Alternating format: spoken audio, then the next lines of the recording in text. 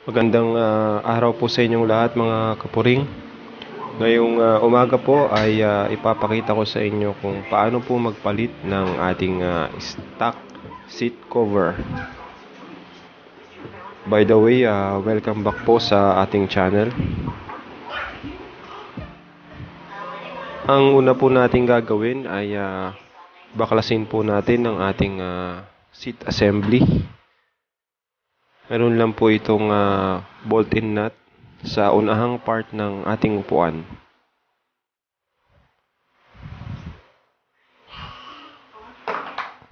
Madali lang po itong baklasin. Gamit lang po tayo ng 8mm combination wrench.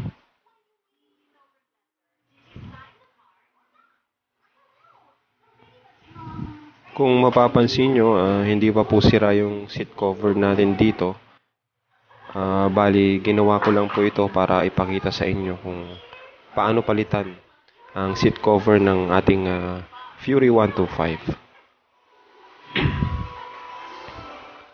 Pag natanggal na po ang ating seat assembly, kailangan po nating tanggalin yung thumbtacks. I mean yung ang tawag nito, stapler pala ng bala ng tackle gun. Bali, gumamit po ako dito ng flat screwdriver saka pliers para matanggal po ang lahat.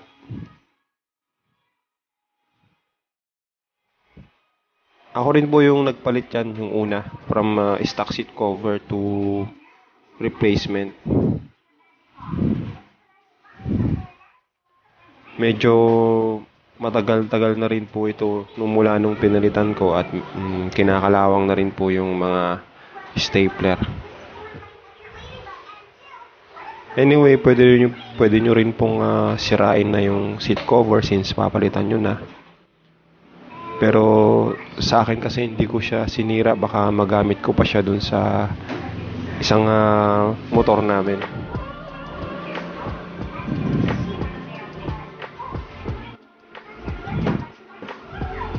Dahan-dahan lang po tayo sa pagtanggal nito kasi medyo matalim. Nakakasugat po sa daliri.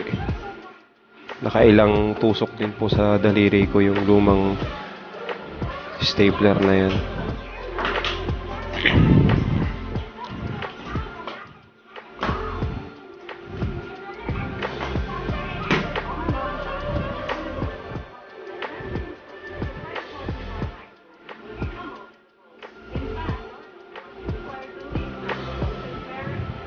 As you can see po sa video, tinatanggal ko po muna gamit yung ating flat screw.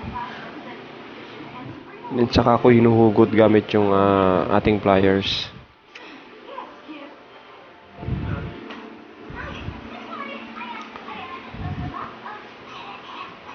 Medyo matagal lang po ang prosesong ito, lalo pag marami po tayong ginamit na stapler.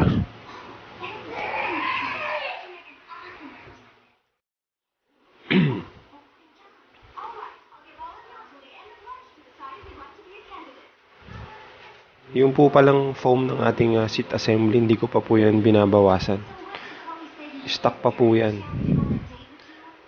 Yung iba po kasi ginagawa nilang flat seat.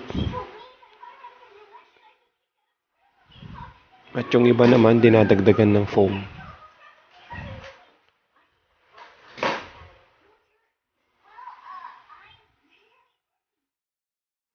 Ayun, bago totally matanggal ito, kailangan po nating tanggalin yung tornilyuhan ng ating seat assembly. Kasi nung una ko pong ginawa to, inipit ko dun yung harapan na part ng ating seat cover.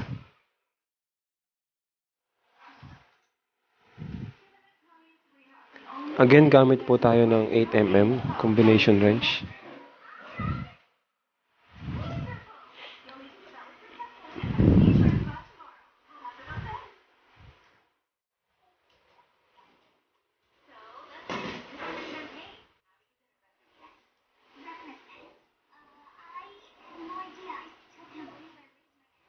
Yan po ang itsura ng ating seat assembly pag wala pong cover. Yung nabili ko pong seat cover is yung Kawasaki ang tatak. Nasa 100 o 150 po yata ang bili ko nito dati. Yung ginagawa ko po dito, tinutupi ko muna yung gitna. At saka ko nilalatag. Make sure lang po na pantay yung ating pagkakalatag dun sa ating upuan. Para pantay po siya pag nakakabit na. After po mag-guntacker yung lahat ng seat cover sa ating upuan, pwede po nating i-fix ng mabuti yung mga stapler para hindi po ito kumalas. Pasensya na sa video, medyo nakat short siya kasi nakalimutan kong naka-off pala yung camera nung binabalot ko yung upuan.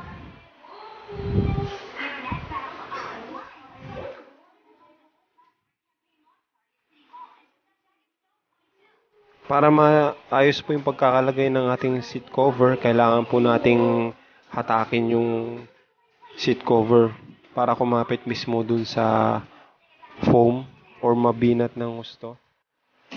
At may fit, hindi lawlaw yung ating seat cover.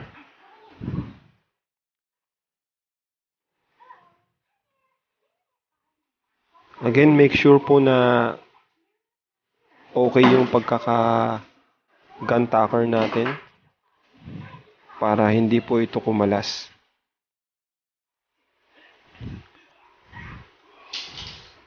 Di bali ng maraming gun tacker kaysa naman yung konti lang.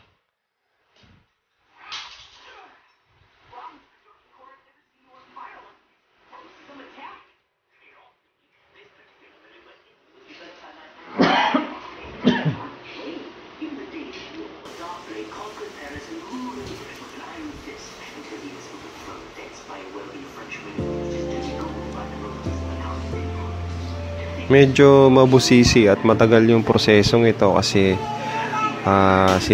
sinisigurado natin na maayos yung pagkakalagay ng ating seat cover.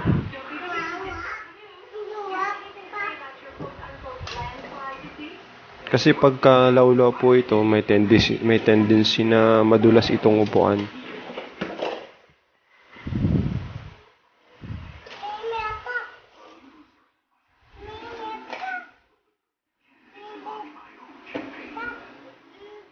Umubos po ata ako dito ng 10 bala ng gun tacker.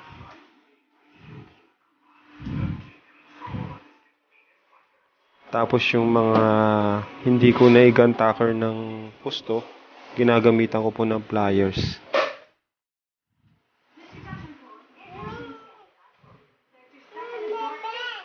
Pag okay na po yung pagkakakabit natin, pwede na po natin guntingin yung sobrang tela.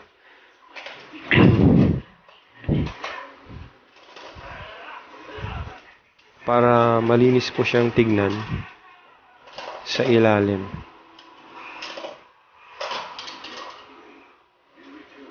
Anyway, yung mga nabibili naman pong seat cover is sobra naman po talaga siya.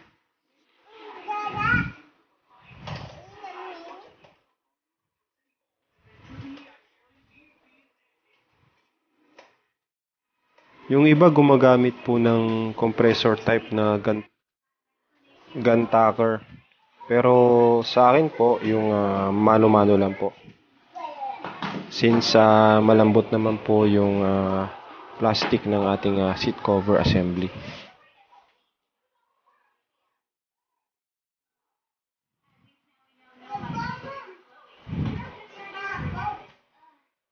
Kung maaari po ay gawin nating pantay-pantay yung ating pagkagupit dun sa sobra ng seat cover para medyo maganda rin po siyang tignan.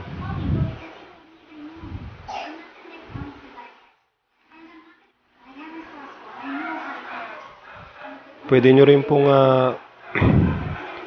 dagdagan ulit yung stapler na nilagay natin para mas makapit po.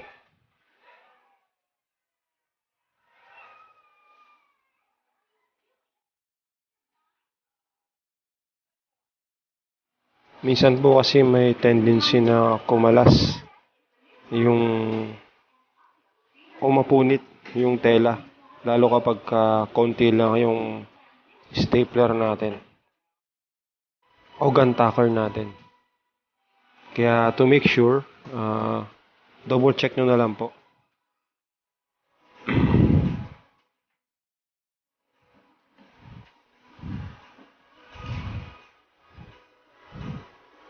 Yan po yung itsura ng ating bagong seat assembly.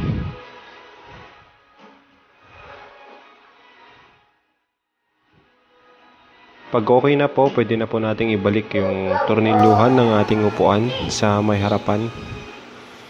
Kung mapapansin nyo, kasama po yung seat cover dun sa natakpan ng ating tornilyuhan. Pag di po kasi natin tinanggal ito, hindi po natin maigan tacker ng gusto yung ating seat cover. Yung part na yan pa naman yung mahirap igan tacker, yung harap sa kalikod. Kapag okay na po lahat, pwede na po nating ibalik yung ating seat assembly sa ating motor. Again, isang bolt and nut lang po ito.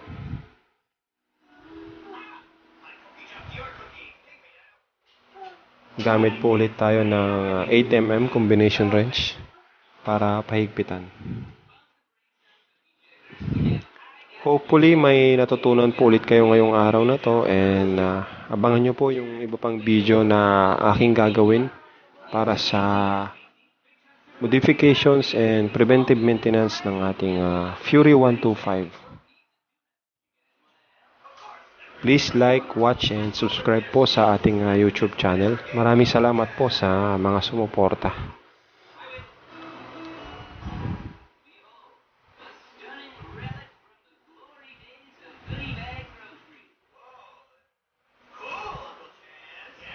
Be safe po, ride safe, and thanks for watching.